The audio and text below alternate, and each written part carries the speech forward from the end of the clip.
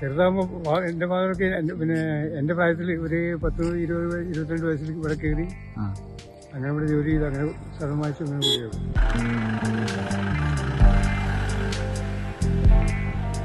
നാട്ടില് പാപ്പാന്റെ അനിയന്മാർ രണ്ടുപേരുണ്ടായിരുന്നു. അവരൊക്കെ പോയി, അവരെ മക്കളും ഉണ്ട്. അങ്ങനെ വരാറില്ല. ഞാൻ ചിലപ്പോൾ പോകും.